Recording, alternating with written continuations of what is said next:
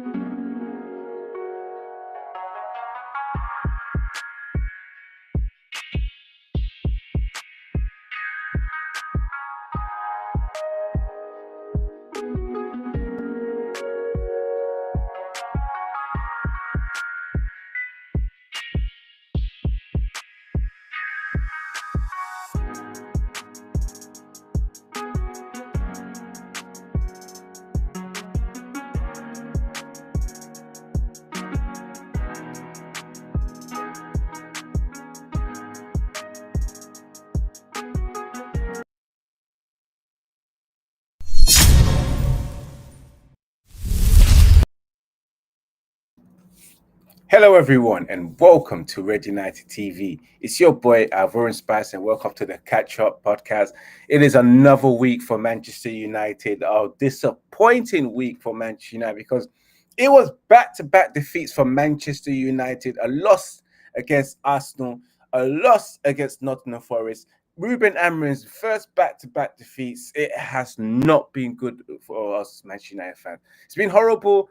And on top of that, to top things off with the current situation of Manchester United decided to sack or exit, or he decided to leave all under mutual consent between Manchester United and Dan Ashworth, the sporting director of Manchester United. We're here to talk about the game against Nottingham Forest. Yes, the Forest slapped us up, and we're here to talk about Dan Ashworth. You guys make sure you subscribe to Red United TV. Smash that like button and share across all social media platforms. Get yourself involved in the comments. Of course, become a member of Red United TV by clicking on the membership button and selecting a perk that suits you. You know what it is. And also remember to support Red United TV by following Red United TV on Instagram and across all social media platforms. Click on the description. The link tree is there. But let's get straight into it. The man are in the building as well. Let me just introduce you guys to everyone. But yeah, I'm not happy. Man. I am not happy, but it is what it is, man. Jerome is in the building. Ems is in the building. Chad as well is in the building. Chad, if you could just put your screen a bit up. Let me just change it to this platform. Let me just remove this. No, it's not you. It's not you. It's this. Yes. What you guys saying, man? It's one hell of a week for Manchester United. Manchester United not doing well. We're 13th in the league. We are 13th. I repeat it, in the league. The minus goal difference. Are we still? I don't know if we're still on. We're on balance. We're still. Oh my god! Thank God we still have something to salvage. But it is what it is, man. Big up to everyone that's tuning right now. Smash the like button, guys. Let's get straight into it because, of course, it is Manchester United 2, Nottingham Forest 3, Manchester United getting their ass whooped by Nottingham, and on top of that, losing to Arsenal at the start of the week. Has it been the best of the week, guys? Yeah. Jerome, let me get straight to you, man. You start the show. Manchester United losing against Arsenal and Manchester United losing against Nottingham Forest, man. Let's get to that game. Yeah, it's been diabolical settings this past week. I can't even lie. Chad, your Obviously, title is up. You need to change your camera. oh yeah, I'll carry on. But yeah, starting off with the Arsenal game midweek, we actually played quite well in Spurs, kept the ball well without creating anything.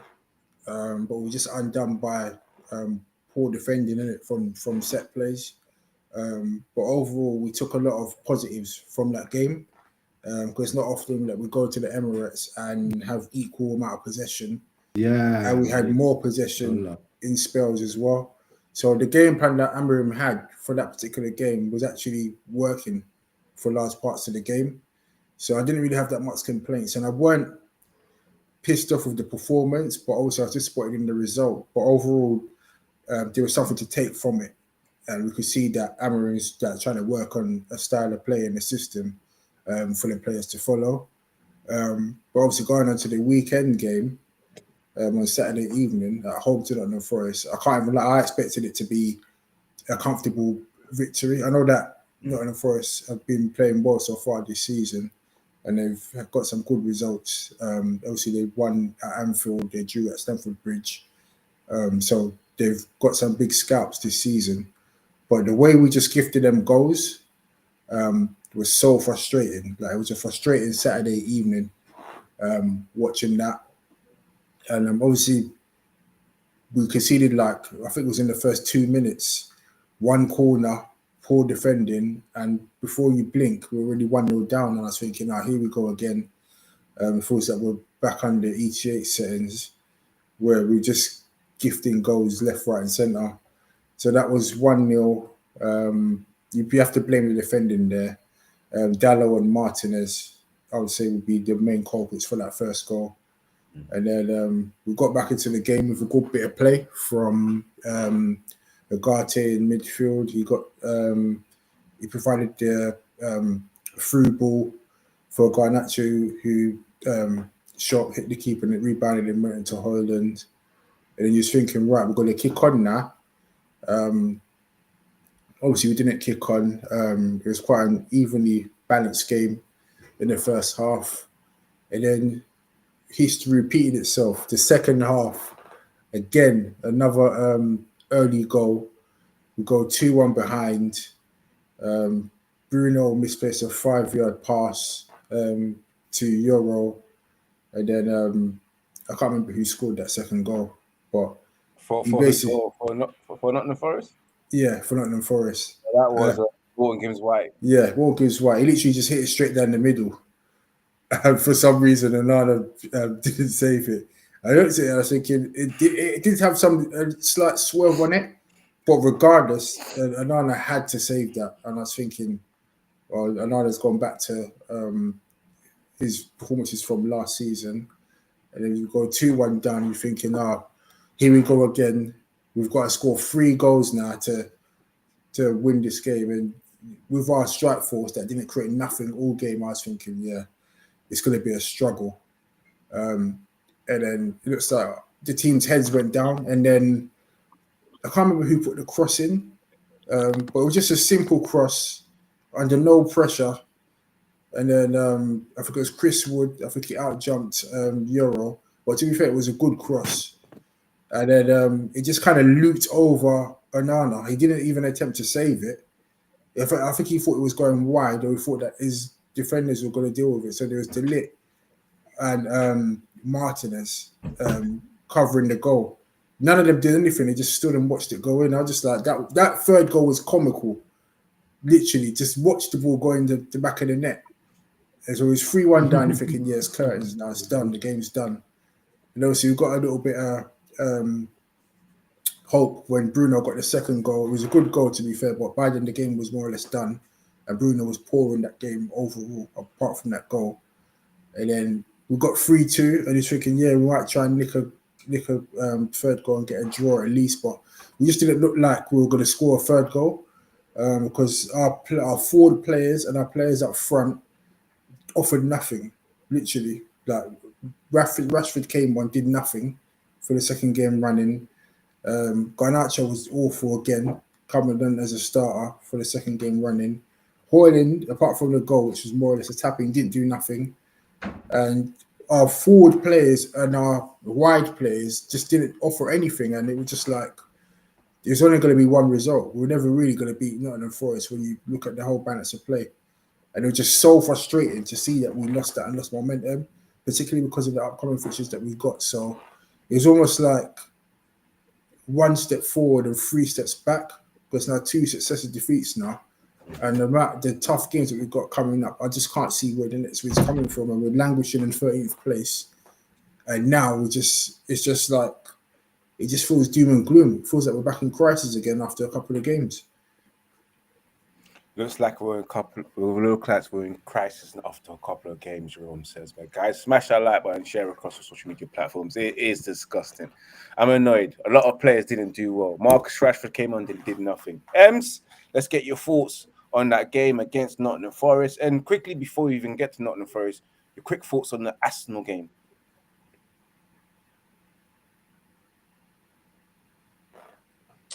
Oh, go on. Sorry. Yeah, we can hear you.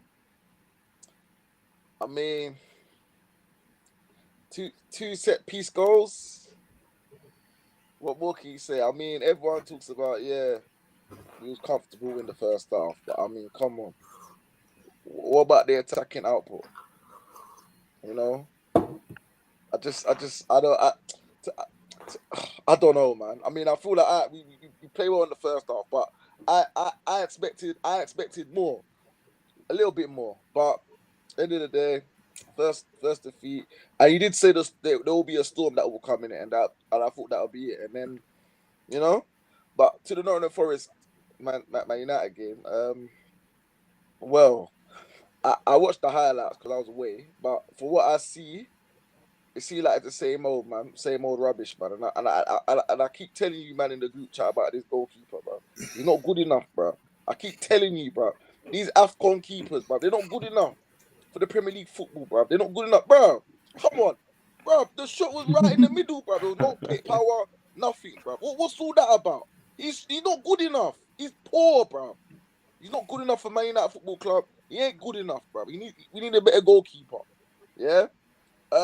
Martinez, what's he doing in the far post? Clear the ball, clear it. Clear the ball, bro. Simple if you can't do. I'm gonna cut him some slack because that was his first start for the club. So I'll cut him a bit of slack. Rasmus Højlund, bro. I'm concerned about the man's mentality, bro. Man scores a tap in, and man's doing some Undertaker sign like this, bro. Like who killing, bro? Nah, dead, bro. Nah, man, set him on a dead food, bro. This, I could honestly say, right, this is the worst Man United squad I've ever seen in my life. Well, worse than last season's squad. Because we keep saying it every year. Bro. It just keeps outdoing each other. The squads. Bro, listen. We're 13th in the league. we're just coasting through, bro. What, bro.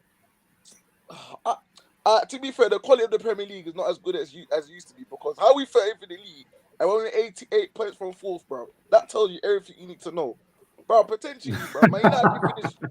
It's true, bro. Potentially, Man United can finish 13th. You know.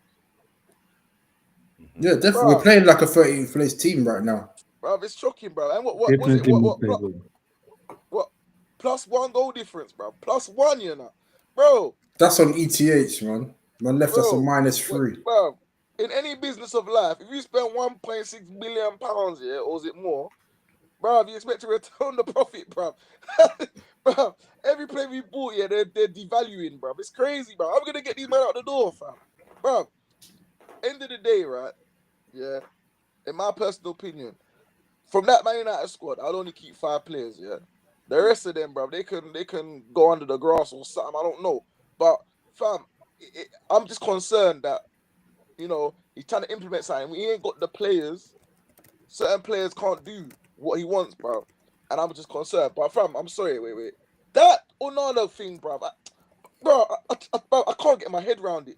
The 2 things he does, that one that Morgan gives white one, man can stand there and put his foot on the ball, and that stupidness at the end, bro. Man's rolling the ball back to the same spot. Referee telling him, no, it's not there, and he keeps rolling it, bro. He's a horrible goalkeeper. He's a failed outfield footballer playing goalkeeper, bro. I'm telling you, this guy is not good, fam. Anyone that tells me anything different, they need to go check that game I just saw.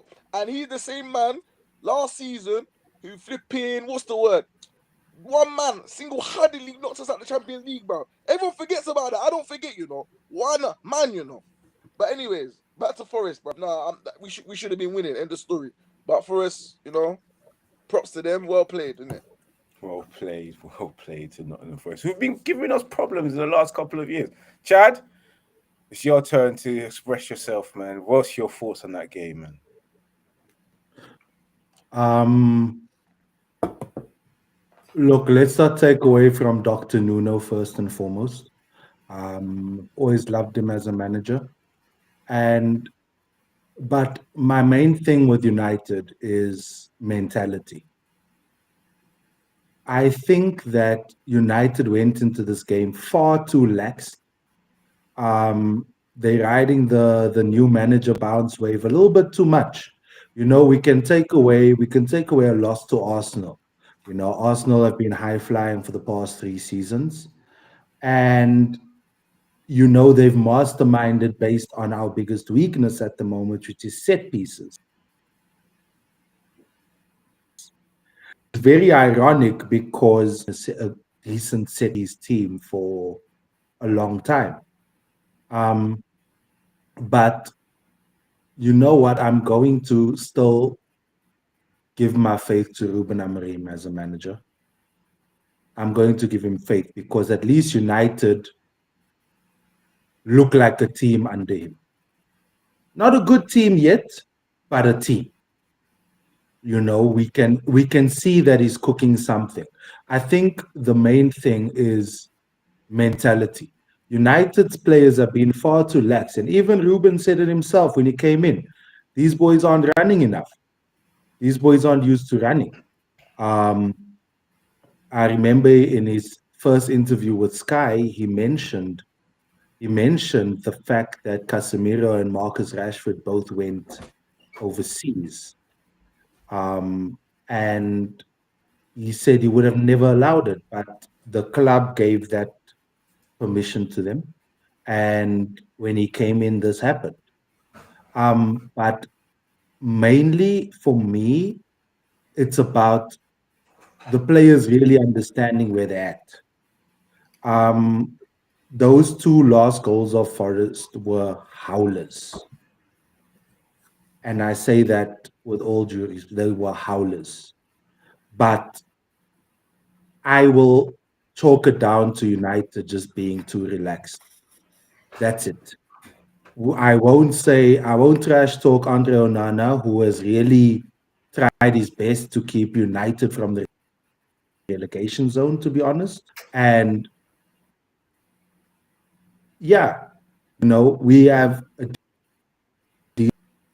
decent squad of young players, youth.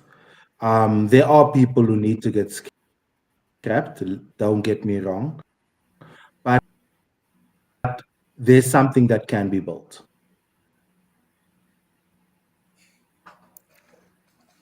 Amara, of course, Manchester United losing yesterday and losing against Arsenal.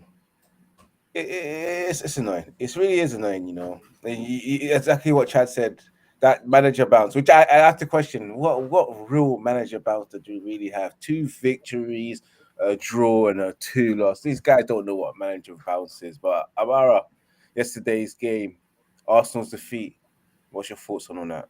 And what was your thoughts mainly on the game yesterday? You're on mute. As I've mentioned,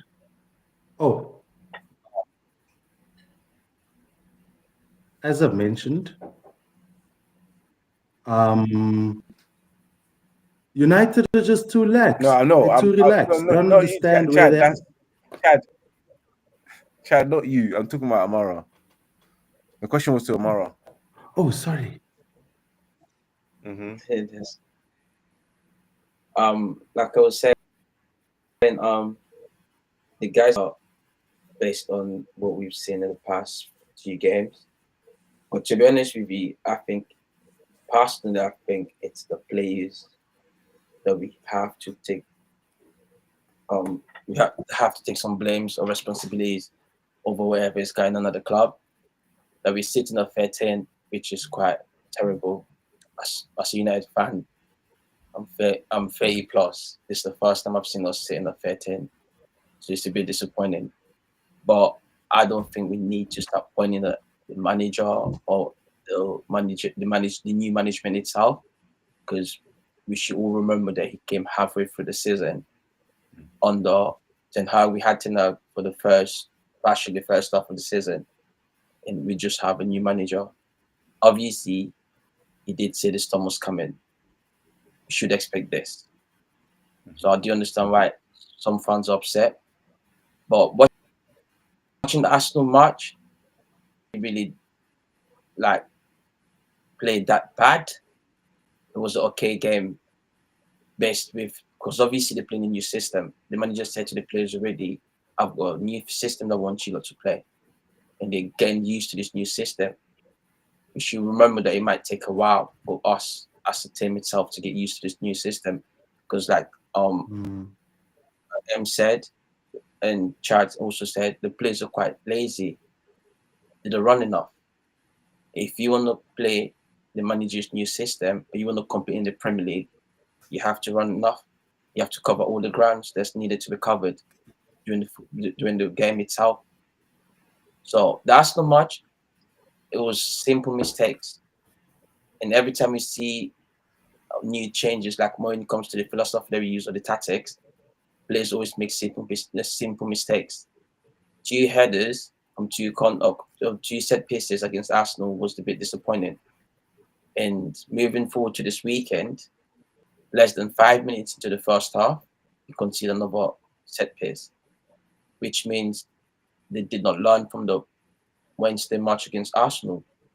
And obviously, like I said, it's a new system. The players are getting used to it.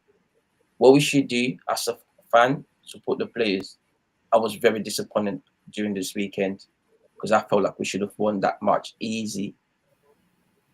But obviously, Forest deserve it better because they put in more work than us. I blame the players, all the players. They are the ones that watch the table. They are the ones that have been talked to in the dressing room, just there to criticize and support.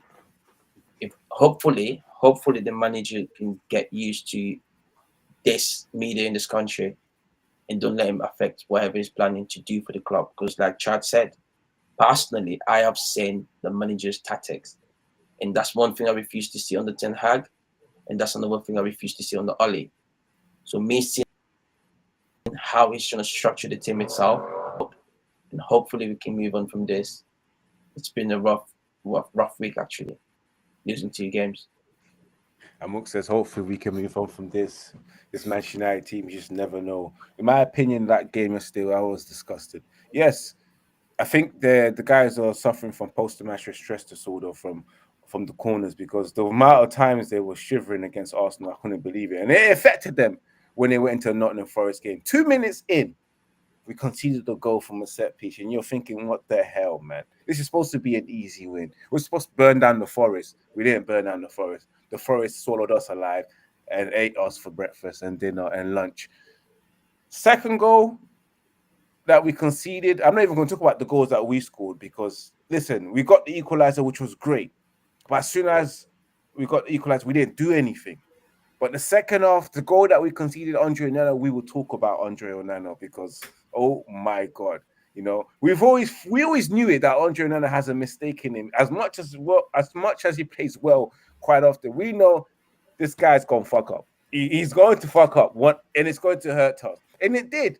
The goal, I know there was a bit of swerve for Morgan's White shot. But yeah, I don't wait. I don't think that was that much swerve, because literally it was right next to him, brother. The brother went that way, and the ball was right in the middle. So again, poor goalkeeping from Andre Onana. And of course, Manchester United conceded another goal from aerial duties.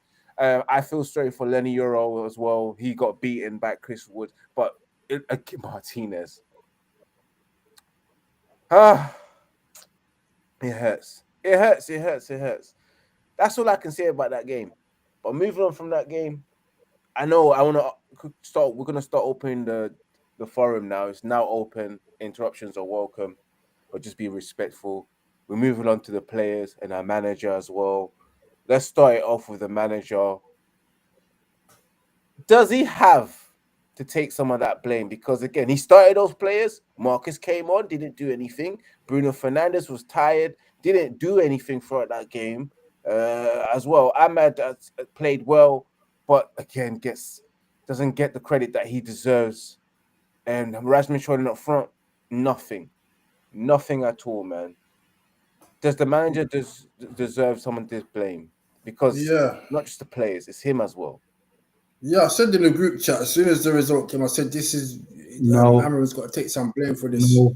because his starting 11 for me was questionable to say the least. That front three of Bruno, Højlund, and Garnacho, they should never do that front three again. Like it was horrific. They created nothing, literally, and the game prior to that, Garnacho was poor as well against Arsenal. So I was surprised that he even started 2 games running. And I know people don't rate Anthony, but I think that he deserves to get a chance in this team. If Amorim's going to keep chopping and changing it every game, then he needs to give Anthony a chance because I think he looks after the ball a lot better than Garnacho. Like Garnacho seems to be easily dispossessed. Like he doesn't got no control of the ball. He just needs a lot of space in front of him to run into. As soon as he gets a tiny bit of pressure on him, he just loses the ball. And Højlund never seems to be in the right position as a number 9. Like he's just nowhere to be seen. And every time the ball gets played into him, it just bounces off him. Like Lukaku. Like I don't know. I know people are going to say, yeah, he's young. He's only 20, 21, but the ball just keeps bouncing off him. Like he breaks down attacks all the time, and Lukaku wasn't that bad when he was playing for us, like, literally. And then Bruno, Lukaku was amazing. you guys didn't know, You said? I think Lukaku was amazing. Yeah, that's what I'm saying. I'm complimenting Lukaku. Lukaku wasn't that bad as how Højlund is. I wouldn't go that far as amazing, but he's not amazing. Yeah, definitely not amazing. Yeah, basically, yeah. We could do with someone like Lukaku right now because we're not scoring goals. Can I say something? Sorry to interrupt. You know the last time I won the Premier League title, yeah? That squad. Compare it to this squad, yeah. And we have certain man on their last legs, bro. Yeah. Yeah, it's not day. How many of these players will get into that squad? Not even the starting lineup. None. They wouldn't even get on the bench. They wouldn't even get on the bench. Sorry. Apologies. That's a wrong comparison because football has evolved. The way the football was played back in the days, even the laws around the Premier League itself has changed. So, one thing I always say, the players needs to do more. We've had the same players from last year. My friend, for the past 3 years. It has to improve. My friend, yeah, I've tried to be patient, bro. At this point, yeah, I'm gonna have no hairline, bro. The way this club is moving, bro. Because I understand. I love football. That's why I still watch my team play. I get my excitement watching other teams. I'm just being honest with you, lot. Let's not lose the topic. Let's stick to the topic. Let me quickly conclude. I think the bottom line is Amorim needs to stop chopping and changing the whole team because it's not stable. Like obviously, I know he wants to give everyone a chance, but I think he needs to stop all that now. Maybe just make 1, 2, 3 changes, but not like 5, 6. Like it's disruptive to the team. I think we need to make sure we have a confirmed back three, a settled back three, especially if we're going to be conceding all these set pieces left, right, and centre. We need a back three that are familiar with each other and know their roles because right now it just feels like a bunch of individuals just hiding at the back. So that's what I think, and that's what I think Amorim needs to do going forward. And I think he needs to make sure that he's playing players that are playing well and don't keep picking players that are underperforming because you're going to go into the same trap as ETH and look what happened to him. So I hope Amorim has learned some lessons over the last 2 games and he can use that to go forward, because right now the fixtures that we've got coming up in December look daunting on paper. I'm going to stop you guys right there. Make sure you guys subscribe, smash that like button, share across the social media platform. Let's move on to Andre Onana, another player. Amorim explains of the Forest second goal. He says, we lost the ball in one position, a lot of open space, and then they scored. All the team suffered that goal. Onana already saved us a lot of time, so we have to find a way when it happened to Onana or Atta Bayinda or Tom Heaton to turn to score 2 goals. The same way they saved us, for example, against Ipswich. We have to continue as a team. We have to improve in all aspects of the game. Andre Onana make another mistake. Bro, I'm tired of this. I'm tired of that crap, bro. Because Ipswich, yeah, that's his job, bro. His job to save shots, bro. People forget about these things. His job is to save shots, bro. So all right, he saved us, but at the end of the day, I don't care. That game's done. This is a new game, bro. He needs to save that. And bro, I'm tired, man. You don't carry on. Before you even get to that, before the Onana mistake, there was one particular player who lost the ball as well and got to that situation. Bro, listen. So is it entirely Onana's fault? No. Listen, I beg. It's not all Onana's fault, man. You got Bruno's got the captain. He sticks on captain. Nah, but I'm not having that. Listen. The fact of the matter is, right?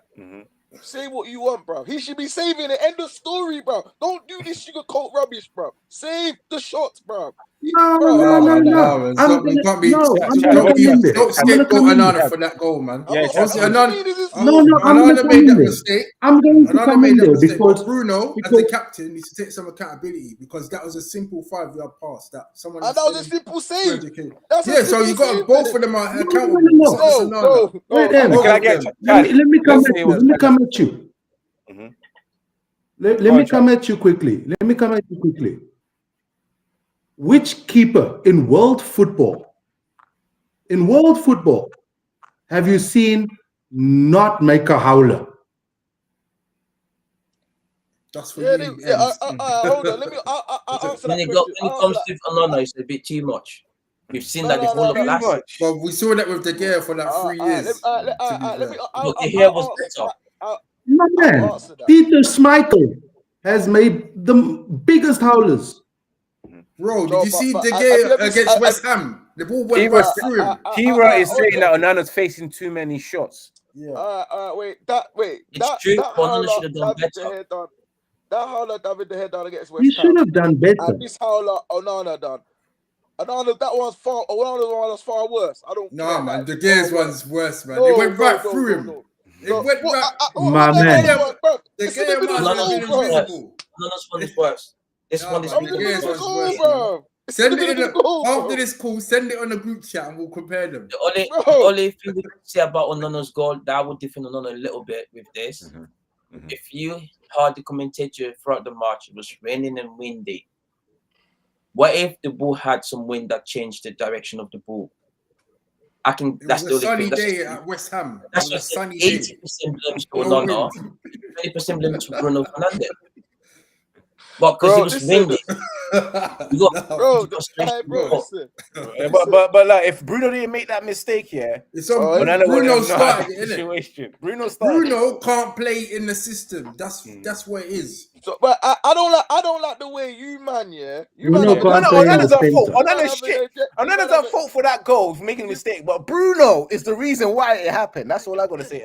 You man got an agenda. You got the agenda with Onana. Onana's been good for most of the season.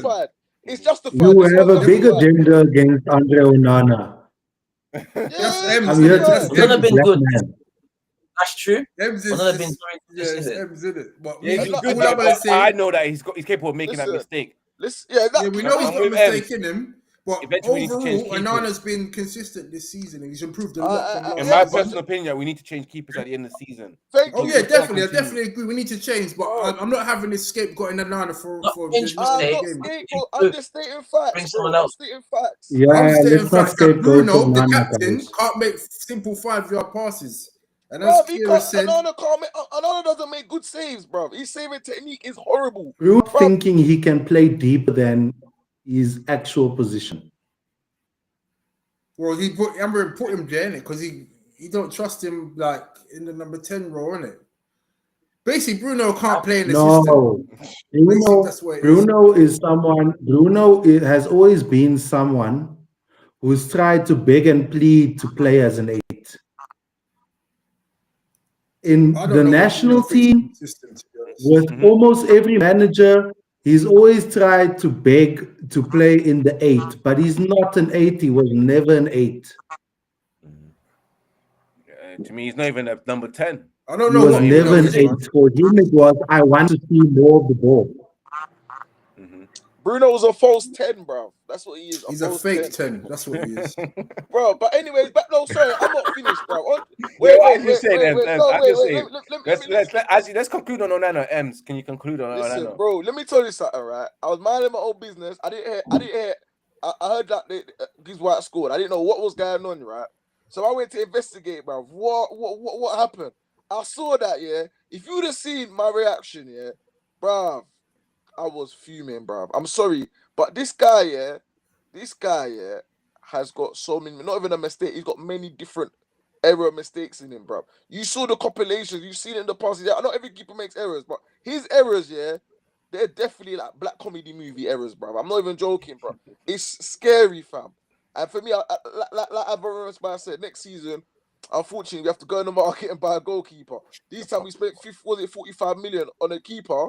Yeah, bear in mind, Inter Milan got him for free, bro, and we gave him 45 or 50 million pound profit, which is I don't understand Man United's business in that sense, bro. But Andre Onana for me is not good enough. I need to see that Turkish keeper. I need to see because he can't be any worse than what I just see Andre Onana in goal. I think Andre Onana Andre Onana is so better than Fabian Barthez. No, but Barthez got technique, bro. I don't mind him. But anyways, I think out of the 20 goalkeepers, yeah, in terms of like saving the ball, technical wise, I think Andre Onana's the worst, in my opinion. No. Yes. In terms of saving the ball, he is like for example, yeah, simple ball to catch it, man's parrying it. Like he just does things like his saving technique is awful. He saved the ball. I can't remember what game it was. He saved it, yeah, and he parried it. He parried it wrong. He parried it like here. He used this to save it. I'm like, what are you doing? Use the palm. He's not good, man. He's not good. Yeah, I can't lie. I don't rate Onana, but just in this particular game, I'm not gonna scapegoat him because bro. Hey, listen. Wait. Can I ask you something, Jerome? Wait. Yeah, Bro, go on. if it wasn't Bruno that gave that ball away, this guy we peppering Onana. Because the Bruno's even got the Nah. You just want to. The reason why I'm not on Onana because Onana, he's been consistent this season. Am I right though? Am I right? I'm right. Is he right? Is he right? I don't want to say it's right. Ems is just perpetuating black on black violence. Yeah, man. Ems is an African warlord. He just wants to start Ems's civil agenda wars. on Onana is crazy, fam. But it's justified. I would say It's not, fam. Bruno made the mistakes, but that's when you lose the ball. See what I'm saying? He always does that. That's what I'm saying. So he's consistently giving the ball away every game. Wait, that's something that we used to, but Onana should have done better. Like I said, I don't want to put too much blame on Onana because it was Bindi, but that's a ball that should have saved. He should have saved that ball. I just want to end you guys there and let's move on to the next segment because, of course, we've got Dan Ashworth to talk about. We're not going to do the match or Duncan the match because mostly it's going to be Duncan the match. But you make sure you guys smash that like button and share it across all social media platforms because we've got news for the last 20 minutes. It is Manchester United. As soon as they lose to Nottingham Forest, the very next day to just... Do you know what? Man United are very smart. They're good at disguising defeats, masking it with other fragrance, like, you get me, other BOs. We just lost. And you're telling us about Dan Ashworth. We forgot about that. Straight away, we forgot about the defeat. They just threw that in a span work. Like, yep, Dan Ashworth got sacked. Yeah. Make us think about Dan Ashworth. If Dan Ashworth was sacked after Manchester United's game against Nottingham Forest, after the meeting with Omar Barada, which was a mutual agreement apparently, but we're hearing that it's Sir Jim Ratcliffe who made that decision. Sir Jim Ratcliffe, who shoehorned, went for Dan Ashworth and to ensure that Dan Ashworth himself, who was waiting for 5 months while he was on garden leave, Manchester United was prepared to go to court while Newcastle quoted about 20 million to release him off his duty. A lot of things went through that. Sir Jim Ratcliffe also said that this guy here is elite, one of the best sporting directors in the world, and he's going to be the guy to change things around. 5 months later, he's out of the job. Of course, he wasn't someone who favors Ruben Amorim. I'm reading that he really favored the British manager Gareth Southgate, and of course, Sir Jim Ratcliffe is probably not happy with the transfers that was done this summer, upset that calling Manchester United mediocre at the moment, which is justified and true. Barada as well, I think they weren't getting along. There's so much to talk about, so much news. But Dan Ashworth, sporting director, gone. Who's going to be the next guy as well, guys? But let's talk about Dan Ashworth first. Let's get you guys' thoughts straight away. Let's guys let you know there is no your next and your next is a open forum. So get yourself involved, get your words involved. What was your thought? What happened? Okay. Is he first of all? So is he sacked? Did he leave? Or was it a mutual agreement? He got sacked. Let's start with that. He got sacked. This you go first. This was that thing of I'm gonna do a favor for a friend. I'm gonna stand up for my friend. But they didn't know each other. You close the door behind you and listen, my boy. You know we're boys, right?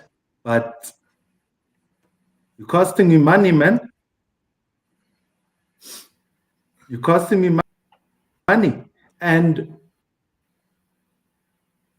from looking at what has happened, Dan Ashworth was never the guy. He was never the guy to begin with. If you're Ineos and your whole set is, it's almost internationally based, why do you want to go with someone who's got those prehistoric British football standards?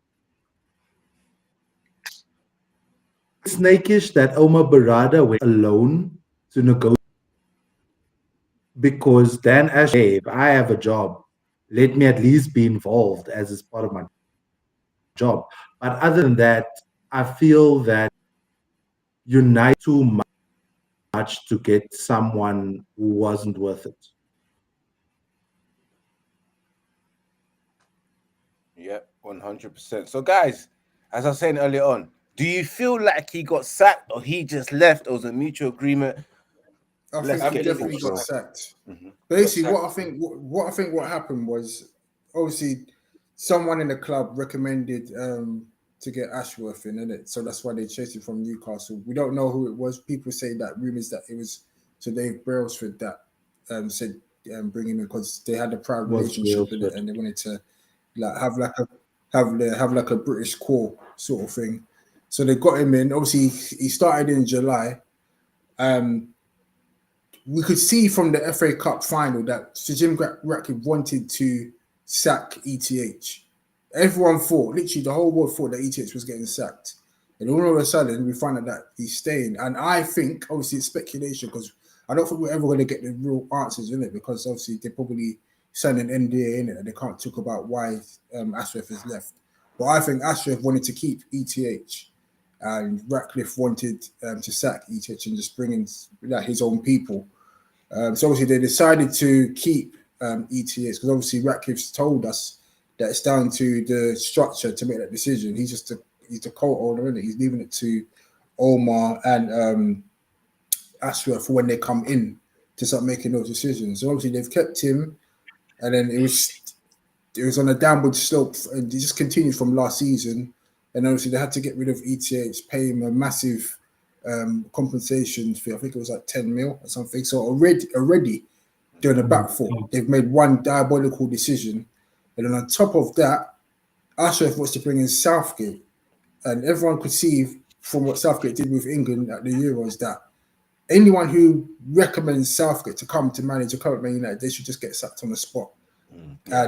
And I think that Ratcliffe was looking, because Ratcliffe kept saying that I don't want to get involved and meddle, but I think he just thought, you know what? I know I told the guys that I don't want to get involved and leave the football decisions down to you, but he just thought, you know what? Enough is enough. This is ridiculous. This guy's some joke, man. How can he be trying to say get in Southgate? So I think he just said, you know what, Omar, we need to go in a different direction here. It seems like we're not all aligned. And I think they're just behind the scenes, they're probably just having the internal discussion and said that as soon as they got Amorim in, they just decided that, yeah, we just need to part ways with Ashworth because he's not aligning with our ideas. He didn't even want Amorim. He wanted to get Southgate in. And that's why Omar did his job for him and went and did negotiations for Amorim, because all that negotiation stuff, that's the DOF's job to go get the new manager in. But Omar, as the CEO, is doing his job for him. So he just probably thought, you know what, we don't even need you. And he just got rid of him. And that's what I think happened. I think all Ashworth's ideas were just probably annoying the hell out of all the guys. It was probably British. It was British and everything and just stank. One thing I have to say, man, is that they did not get along with Jim Ratcliffe. They did not get along at all. Who? Oh, yeah. That's the thing. What I have to say is that Jim Ratcliffe shoehorned for Dan Ashworth, and he spoke highly of him a couple of months ago before he even started the job. So it's funny now, but I have to say I'm happy because at first when I heard of Dan, look, I don't think it was Sir John. I don't think at first when I first heard of Dan Ashworth, I was like, who the hell is this guy, bro? Just because he has no credentials. Don't tell me, oh, he came from the England, he worked with England, done a good job there. England still haven't won anything, apart from the under-17s and under-21s competition. He went to Brighton, but Brighton already signed his play before he came. He stayed for a couple of months, not up to a season, and left Brighton. Went to Newcastle. What the hell did you do at Newcastle? Yeah, signed a couple of good players, but still, he doesn't have that elite credibility. Who the hell is he to come at Manchester United? That's not the step up we want. That's not the type of people we wanted. I told you before, man. I wanted someone like Paul Mitchell, bro. The guy that left Southampton, went to Tottenham, went to RB Leipzig, went to Monaco with credentials. Lucas Ocampos, a real director of football. Leonardo, they're real directors of footballs. Man, them who's been at top clubs know how it works. And you see what happened when you get someone like Dan Ashworth? You look at him funny. You wanted Southgate. We wanted something with flavor. You wanted to give us bread and butter. Yeah. Southgate. Beans on toast. Southgate. This is Manchester United, you know. We go for the je ne sais quoi, like the fancy stuff, name brands, not basic. That's why I have no feelings towards it. I'm happy. Go on, Chad. Can I put a span in the works? Sorry. Can I put a span in the works? Go on, Chad. Is Cheeky Bergstein available? Who? Cheeky Bergstein. The ex-City director who left. Hey. Yeah, he's leaving season. He left the end of last season. I think he's still there till the end of the season. And Omar jumped ship. Omar jumped ship to get himself into a higher position. Yeah, now, Omar's going for the promotion. For a promotion. Yeah, but do you think that Cheeky could be in line for a possibility for a lesser job under Omar Barada? No, director of football. It's the same. No, but before that, listen, he wasn't director of football. He left as CEO. He came in as to director of football, but he left as CEO. Cheeky. Yeah. He's leaving as CEO. He started there as a director of football and got promoted. Cheeky's not the CEO at City. Cheeky was director. He's a DOF. Yeah, he's a DOF. Yeah. Oh yeah. You're right. You're right. There's No, a but guy would that's we- would we Bergenstein or want something. that? That's Would we want that? Yeah, that's he wants what to I'm see talking young. about. But would we want that? Ex-Man City. If he's 'Cause doing a there's good others. job, why not? There's Like, other. I if he's know doing he's a good he's, job. he's well sort of. He was formerly at Barcelona, done a really good job there, helped them with the rebuild, got them to the level that they need to get to, winning Champions League and improving La Masia, and of course helped Pep Guardiola as well. Worked with Pep Guardiola and went to Man City and ended up bringing Pep down there. Would we want that? That's the thing. The No, question is, would he want United? no, Because I think he wants a promotion, isn't it? If he can come in and do a better job, why not? It's about developing the club itself. It's No, about we putting the need right. to come with our own ideas, Ruben. I'm not coming for this copycat. Yeah, but- nonsense, Ruben. I understand what you're saying, but we need to put the right people at the right place for this new project. I agree. All Still, about- I wouldn't mind. If he came, I- I'd be happy if he came. I can't even lie. I was going to interrupt Mr. Ivorian Spice when he was talking about flipping Grant Mitchell. I mean Paul Mitchell, bro. Paul Mitchell. Yeah, because man That saying was the about guy. this, that credential, that rubbish, blood. Man only been at these, what do we call these clubs that are like trying to burst to get to the top of the table, blood. You right. But that's what we're trying to do. Yeah, at the so moment. what? So what's the No, difference in I don't want that. Mitchell? I want the He's got stable more of an development. international experience compared to Dan Ashworth. That's the difference. True. He's also British, but he has more credibility. Mitchell's causing issues at Newcastle as it is right now. No, he's not. That's He's because not of Newcastle. Dan Ashworth's work He's there, at, isn't it? he's at Newcastle. Paul Mitchell No, is he's at not. Newcastle. He's Yeah, at Paul Newcastle. Mitchell's at Newcastle. Yeah, You kidding me? yeah. He Yeah. said basically Paul Mitchell said that their current structure is a mess. So he was giving indirects at Ashworth. So he's basically saying that Ashworth did a shit job at Newcastle and he left for Man United. So that was a dig in itself. And I If think that's that the case, then it's good that Manchester is doing the right thing then, and getting rid of him. Listen, no, but obviously that's like saying when the manager gets sacked, the new manager always goes, "Oh, the players ain't fit enough, bro." Obviously, you're gonna come with some bullshit. It's true. We just need to bring back Ralph, man. Bro, We had it there. He was there literally to sort us out. Yeah, but I think man was just airing the dirty laundry too much, bro. It was a bit peak. I can't lie, Yeah, bro. but we needed that. We No, we needed that. We need that. man. We needed the reality check. I'm not saying. I'm just saying that's what they're probably thinking. Because at the end of the day, I reckon when they talked about the open heart surgery, they was like, "No, wait, this is a bit much." I rate Ralph Yeah, my but guy, man. We need to bring remember him back. that was Bring back Ralph. He wanted that job. no. The The thing problem with Ralph, Record you now. see Ralph. You know the funny thing is Ralph can coach as well. You can see what he's doing at Austria. Yeah, he's got. Yeah, them but the messing thing with Record Ralph will come in, right? And he that will guy- just whoever that guy totally is, he's make right. it Red Bull United. What Ralph will do is And- come in and tell the scrubs to get the fuck out of this club, like he was trying. like he said when he was there. I Man believe that's told what us And then over. start Man Anthony told us Alonso. over two. And Man then told us start over Anthony 2 years Alonso. ago. He told us over 2 years ago we did an open heart surgery. He dropped players at Rashford and these scrubs, and they're still here. And look at us in 13th place. Ralph must be at home laughing, saying, "I told This these is the man ain't open listening." heart surgery. This is the open heart surgery. No, man, this is a Game is patch slowly job, man. though. This is It a will patch take a job. while.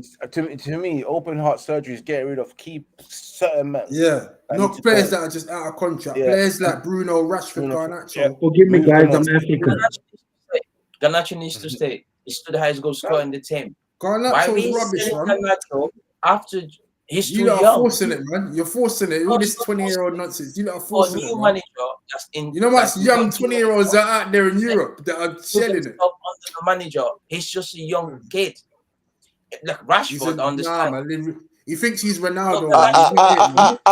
I think Rashford gets too much. We need to be real with ourselves. He- though. You lot are- Garnacho you lot- is scoring more goals than anyone else. Garnacho needs mentoring. Garnacho is rubbish, man. You lot are just We need to trust get me. into it. You lot will trust me. We'll have this conversation at the end of the season. I would love to have this conversation at the end of the Bring season. back Benny. Bring back who?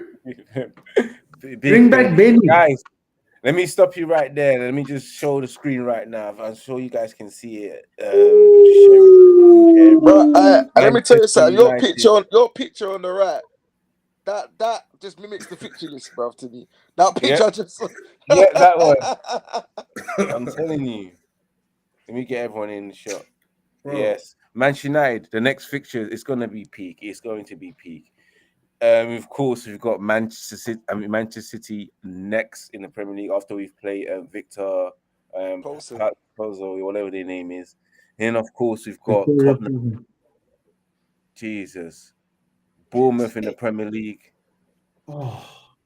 Newcastle, and then Liverpool, and then Arsenal. I think that's the FA Cup game. Yeah. Can Manchester United get anything out of these fixtures? I can't see us get. I can't see where's the win. Where are we going to get the win? I can't see it. 2 points. That means no win. Yeah, 2 points. Right there, guys. No, we could win the World Man City is going to come. Man City is going to come. They're going to beat us, and they're going to be like, we're back. We could beat Newcastle as well. We could beat Newcastle. Yeah, we could beat Tottenham. You are. How many? Jelani says, panel, how many points are we getting from these games? Well, I think we're getting 1 week, bro. I was saying 9 points.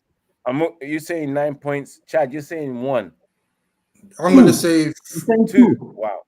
I'm going to say 3 points. 3 points. And then, what about you?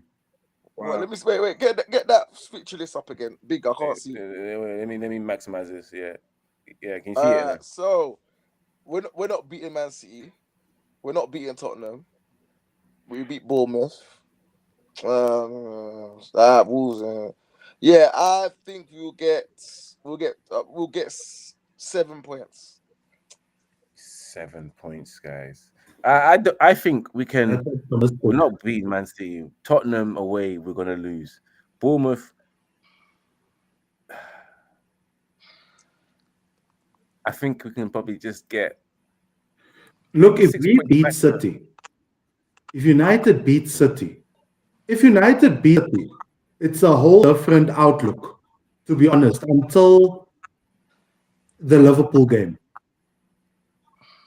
It's a whole different outlook. I wish I was as confident. If United beat City.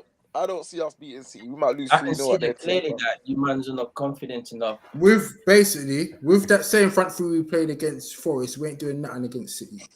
No, we definitely not doing shit, man. I don't think we will.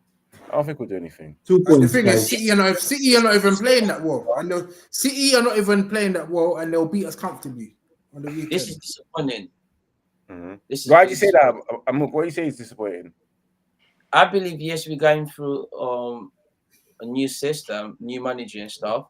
But watching the list, at least we could get 9 points. The 2 teams I'm worried about is Tottenham and Man City. Arsenal's FA Cup, but all other teams, I believe we could. No, Tottenham and Man City. All other teams, I believe we can do something against them. It's the Premier League. The same, we lost against Arsenal, but Arsenal drew against Fulham yesterday. Yeah, so Fulham are playing well though. Yeah, they're playing well. They might lose to a smaller club the next week. It's the Premier League. Like the fact that us fans actually, I don't see where you're getting your optimism from. I can't lie. We're grabbing points against Liverpool. You know why I'm not that optimistic? Because we've got these tough games, and Amorim's still trying to implement his system on players that can't play the system and struggling. That's why I'm not optimistic. So, for Amorim to get some good results, he has to revert back to Ollie ball, the system that these players, and that's not what we want. We don't want that. We don't want Ollie ball, but we just keep getting. We don't want. That's what I'm point. That's my point. We can get results if we go Ollie ball. We can get results, but that's not what we want because it means that you're not progressing. So that's why Ollie ball stopped giving us results at the end because it wasn't tangible enough. Exactly, but for the short term, you results. So we're gonna listen, madam. I think we're gonna have to listen to what Amorim said. gonna have to stick with his philosophy. We're gonna have to Thank you. suffer Exactly. until Yeah. things start getting better. But that's gonna be hard for us to take because we want W's. We're To take. 13th. I keep saying we're 13th. Basically, you know what? Going On to- this we in have this to- current run, we're gonna stay in the bottom half of the table. Probably end I up think finishing by the end of 10th or December, 12th. we should be coming off. We should be coming off. By the end of December. You're a positive man. Where'd you get It's that not positive? positive. It's not positive. I said, 'Cause I want send me the football. drink, bro. Give me the drink, bro. I need it, fam. Bro, I need it, Yeah, fam. man. Christmas Bro, I gift, don't know. innit? You know what? You're gonna need it for. You're gonna need it for Boxing Day, man. It's disappointing. Well, that Palm Boxing wine, Day, bro. well, after Christmas. Seven, Man. that's good enough. No, but I It's look. a Do you know what tea. it? You know what it is, Amok? Yeah, I feel like we're It's not a watching the tea. same game. Massively, you know? He's optimistic. I'm watching the same game, Hugely but optimistic. okay. He said, After I know we watch the same I'm, game. you said new so manager. apart from City and Liverpool, Don't you not believe in City are getting evolution? points. Don't you not Yeah. believe in Yeah, but evolution? listen, we got scrubs that Yeah, can't play 3 at the back or 4, whatever you want to call it, bro. These Bro, man yeah, ain't but But this this is is the the five same in thing I school. said last season, yeah? Tottenham had a new manager with the same players and he made them play his football. Yeah, but he had a preseason, bro. This man had no preseason, bro. It's a different situation. And that's where the faith that's when faith comes in. Because Bro, the players give me that drink and that faith. Amen. Faith can move mountains, brother. Yeah. Drink of faith. You know, I'm moving on blind faith. No. Literally. Drink No. of faith. No. The man, I'm giving the manager an opportunity to prove himself, and the players. That's what I've got. That's what I say. Faith. And I'm not gonna lie, right? The players. I want the manager to do well. I'm a bit like I don't know anymore, man. I think if this manager don't work, fam, bro, I'm And done. there's I'm a done with Man difference United. in the way we I'm play. Are you done done with for the Man United. season? Are you done for the Everybody's season? You're waiting for speaking. next season? No. I mean, as in, we're gonna give this man. Well, he wants 18 months. Yeah, if he gets it, well, I don't know innit. But All mate, Amon needs to do is be if he able don't to work, break teams open. bro, if this manager don't work here, bro, I don't know when our next by Man United top, and I don't know next I'm gonna actually put my time for Man United watching them play, bro. Because if he don't work, I don't know, bro. Serious, bro. Let me stop you guys there as we come towards the end. We're gonna get the final thoughts going around.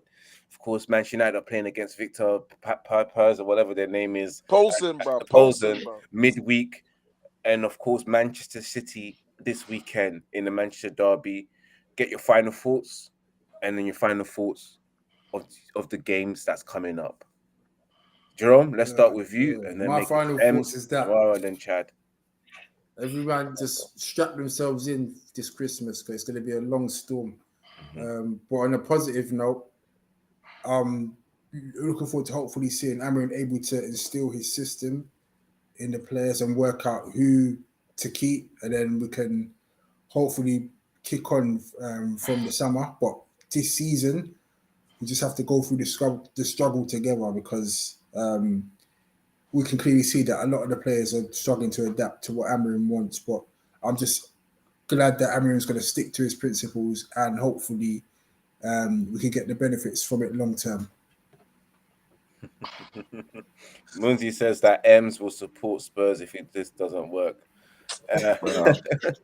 Ems, final thoughts as well, and thoughts on the game that's coming up as well.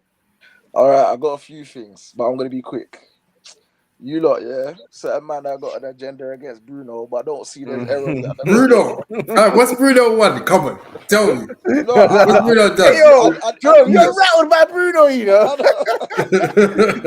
You get triggered. No, I think I'll be honest. Like I said, I just feel like, bro, like it comes a point. It comes a point. Serious. Everyone said nah. Well, man, I know he's rattled, bro. He's rattled. For me, it comes a point. I just feel like, all right, I think we got to give whatever his length for his contract. What was it, 2.5 years? I think we got to just give him that. See that goal. Pay him off, bro. Just pay off the scrubs. No, I'm talking about Amorim now, not Onana. Oh, Amorim, pay him off. No, not pay him off. No. We have to go through pain, bro. So if it's got to be whatever, we got to give him the reins, the resources, all of that. Because there's no point. What do we pay 13 million to get him to Sporting? So we might as well give him what he can. If he don't work after that 2.5 years, then we need to show him the door. And I won't be watching Man United anymore if that happens because we need to win some shit, bro. But Yeah, we got issues everywhere, bro. From keeper to striker, bro. It's mad, fam. I think what Man United fans have more issues with Man United than they do their own misses, blood. It's mad, fam. Well, you know what the worst thing is? Sorry to interrupt. We got fans that they back mediocrity. We don't need Oh to yeah, I name know. names, but that's the problem that we've got to deal Bro, with. we got certain man to this day that back Luke Shaw, bro. And and the thing with Luke Shaw, bro, he apparently what there's some stat that saying he's missed like 4 years. Yeah, of 4.5. 4.5 years. All right, bro, that's 4.5 year contract right there. You know, man's out for free, blood. Mad, you know. That's a whole 4.5. But, That's someone's contract length, you know. Yeah, of course. But, bruv, like I said, for me, we gotta give this man time. But at the same time, as well as good giving time, I need to win games, fam. I don't care what you told me about. He's there to do program. I don't give a shit. He still needs to win games, fam, bruv. But sometimes you gotta win by hook or by crook. Sometimes these games you need to just win, bro. Because at the end of the day, bro, we can't be languishing 13th and 15th, and then come end of the season, we're only what 5 points from the relegation zone, blood. Man, don't be watching championship football. Do you know what I'm saying? So We have let's to keep watch it real. Conference League next year, boy. So yeah, man, let's see. Yeah, Amara, man. Final thoughts, and of course, if any final thoughts of the game coming up. I would say as fans, we've been through a lot in the past few years. Just be patient a little bit, because for me, what I'm saying is there's a new management in terms of the team itself and the ownership. So it might take a while, it might be quicker, but let's give the manager opportunity to prove himself and be patient with him. I don't blame the manager, because if you don't remember what I said last season, the end of last season, if Manchester gave Oli the job, or Ten Hag the job after the summer, we should stick with him to the end of the season. And the club refused to do that. I'm not going to put the blame on Amron. He came into a club, the players are not starting, the players are not even gelled yet. The players, 1 week they're off, the next week they play like the Ronaldo Messi. So this is confusing for himself. Players can do better. And moving forward to the game, the Europa game, I would say we'll win 2 goals, just because of I believe it's Europa. And against Man City, I'd have no hope. I think it's going to be a draw, either 1-1 or 2-2. But we won't win that much. And Chad, final thoughts and thoughts on the game that's coming up. I'm just gonna say it straight. I have no expectations of this team. I'm literally just enjoying the ride. Honestly, I'm just watching as an observer. I won't even say as a supporter. I am an observer, and I'm just gonna watch. And I think that's the best approach. We can't go into this thing expecting miracles to happen. We have to trust the process, and we have to be prepared to take the hard knocks. If we think too much about the hard knocks, it will affect our lives. We have big problems too outside of football, guys. So let's just enjoy the ride for now, and let's just see what happens. And my final thoughts to you guys. Yeah, it is what it is, man. It's a slow process for me. It's a slow build up. It is going to be long. It's going to hurt. And I'm with what I'm saying, Ems is saying as well. I think basically everyone understands that we will have to endure this and let Amrin do his job, let him play the style. We're seeing some slow progress, we're seeing positives, and it's going to hurt. And it's going to hurt this weekend as well against Man City. But the good thing is that Man City's confidence is low. It's down as well. But they're still good enough to whoop our asses because we're even shitter than they are. The difference between us two, no, there's a difference. They may be shit right now, but we're down there shit. Like we're below. They might get the confidence back against us. Against us, yeah. They might get their confidence against us and get the 3 points that they want. But it is what it is, man. I hope Manchester United can get that win, but I doubt what they will get away at Etihad where we don't really get results. And then this Thursday as well, for another 3 points, Manchester United trying to steady their way to the knockout rounds of the Europa League, man. But Manchester United holics, man, it is what it is, man. This has been the catch up as well. This has been one hell of a show, a long one. Make sure you guys, of course, drink that positive drink that Amara has as well. And because, of course, we all probably need it to feel as positive as he can about Island Manchester Spring. United. Yep. He said it's water, but we don't know if it's really water. Yeah, because that positivity is, we just don't know where it's coming from. Double vodka with lemonade. It is what it is. But everyone, make sure you smash that like button, share across all social media platforms. Remember to keep it united and remember to keep it Red United. Till next time, peace and love. We'll see you next week at 8 p.m. Ta-da. Peace.